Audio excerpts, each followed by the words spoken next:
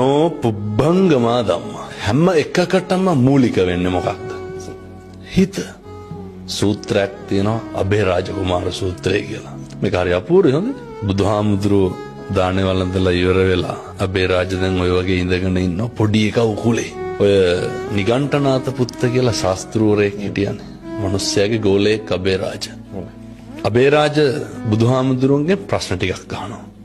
බුදුහාමුදුරුවෝ අර පටිපුච්ච ව්‍යාකරණ ක්‍රමයේ යටතේ අබේ රාජගෙන් ආපහු අහනවා.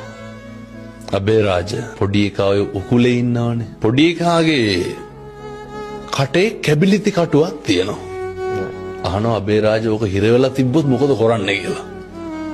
අබේ රාජ කොහොමද උත්තර දෙන්නේ? බුදුහාමුදුරුවනේ ඇදලා ගන්නවා. බුදුහාමුදුරුවෝ මොකටද ඇදලා ගන්නෙ? පොඩි එකා බේර ගන්න ඕනේ. පැහැදිලිද මං කියන එක? එහෙමයි. බුදුහාමුදුරුවෝ අදිනකොට ලේනවනේ.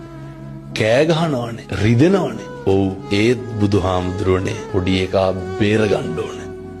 අබේ රාජගේ සිතුවිල්ල මොකද්ද? කැබිලිති කඩුව ඇදලා ගන්න ඇයි? පොඩි එකා බේර ගන්න. දැන් පැහැදිලි ඇති මිනිස්සුන්ට මං කියන එක. වේදනයි පොඩ්ඩක්, තුවාලයි පොඩ්ඩක්. සිතුවිල්ල මරන්න නෙමෙයි බේර ගන්න. උන්වහන්සේ උගන්වනවනේ චේතනාවමයි කර්මය වෙන්නේ කියලා. මිනිස්සුන්ගේ සිතුවිල්ලේ තියෙන කළු සුදු මට්ටමේ අඩු වැඩි අනුව තමයි